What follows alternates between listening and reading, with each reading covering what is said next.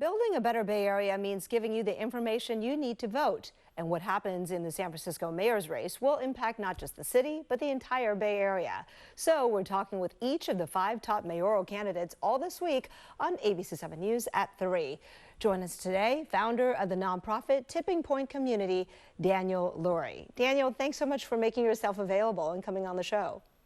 Thank you, Kristen, for having me. It's just nice to have you. And just to let our viewers know, since you're the first one to kick this off, I'm going to ask several questions that are going to be the same of every candidate, starting with, why do you want to be mayor of San Francisco?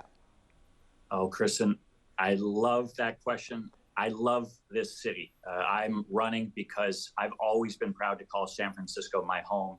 My wife and I were raising 2 young kids. We have a 13-year-old daughter, a 10-year-old son, and I want them to always be as proud of this city. I want all of our kids to have that same sense of pride that I've always had. And simply put, the direction that our leaders have taken us leaves me worried. Kristen, we know this. We tell people when we're traveling that we're from San Francisco. People used to say, oh, greatest city in the world. Now they say, are you safe? Are you okay?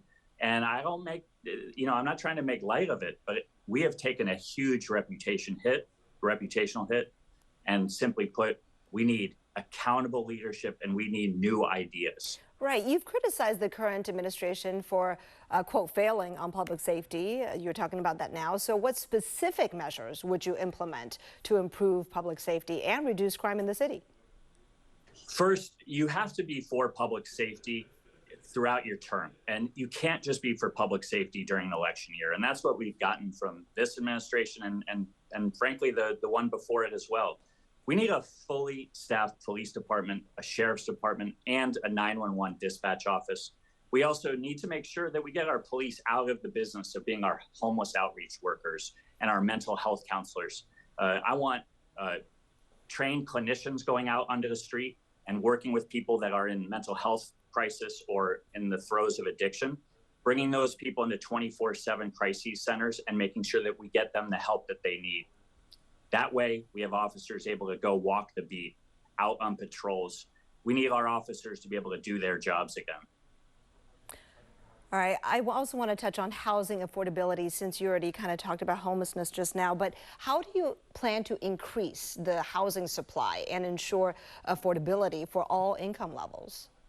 Kristen, we need to build housing at all levels, as you just said. I'm the only one in this race that's actually done it. I've built housing on time, under budget, with good paying union labor.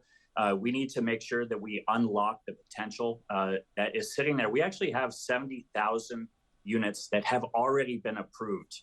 We need to unlock that. And simply put, the City Hall insiders have not gotten the job done. And they've had decades of experience, and look at where it's led us. I've actually had a lot of conversations today talking about middle income housing, our workforce, our police officers, our firefighters, our teachers, our nurses can't afford to live in the city. 80% of our police officers and our firefighters, 80% of them live outside of San Francisco because there's no chance of them being able to afford to live here. We can change that. We need to build more housing, and I've done it. And so I'm confident that we can accomplish this. Other than housing, certainly more jobs, economic development and vitality. What is your pandemic recovery strategy? What are specific plans for economic growth and job creation? It starts with public safety and clean streets and inviting businesses back to San Francisco. I was proud to be asked by Mayor Lee to bring Super Bowl 50 here. I led the bid and the host committee for that. We brought $240 million worth of economic revenue to San Francisco and to the Bay Area.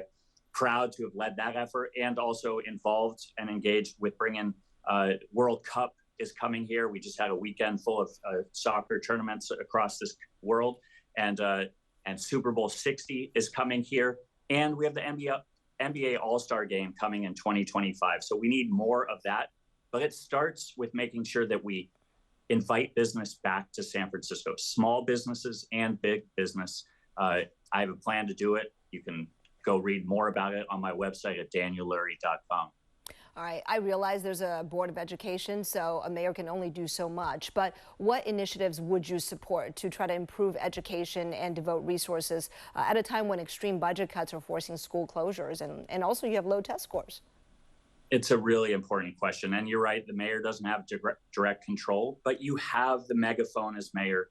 You can make sure to speak out about making sure that student outcomes are at the heart of everything, that we take care of our teachers. But we also have to make sure our schools have the resources that they need for the whole family, for the parents as well. We need to surge resources to our schools.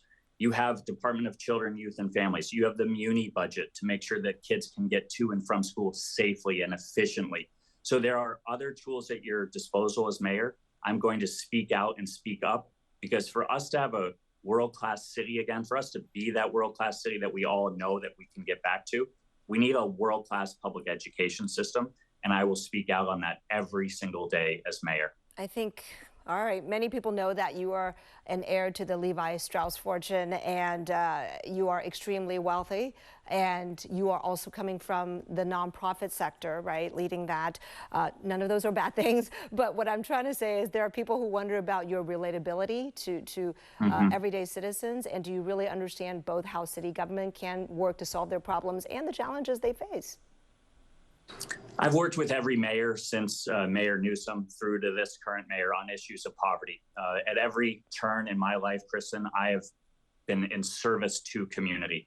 I understand that people have questions about my background. I'm going to ask people to look at the choices I've made with my life, and it's always been about service. I've helped house over 40,000 people who were homeless over the last 9 years here in San Francisco and the Bay Area. I've built housing on time and under budget, 145 units of affordable housing. And on the relatability thing, I'm a father. I have a 13-year-old daughter, a 10-year-old son. Kristen, you know, as a parent, when your child struggles with a health issue, which my daughter did recently last year, it put things in perspective for me. And so I've committed my life to serving this community. I'm a father that cares deeply about the health and wellness and the happiness of my two children. And I guess I'm going to leave it at that, and I'm going to let the voters choose. But my commitment has always been to this city, and it will be as your mayor. We'll have to leave it at that because we're out of time. But San Francisco mayoral candidate Daniel Lurie, thank you so much for coming on the show. Thank you for having me. I appreciate it.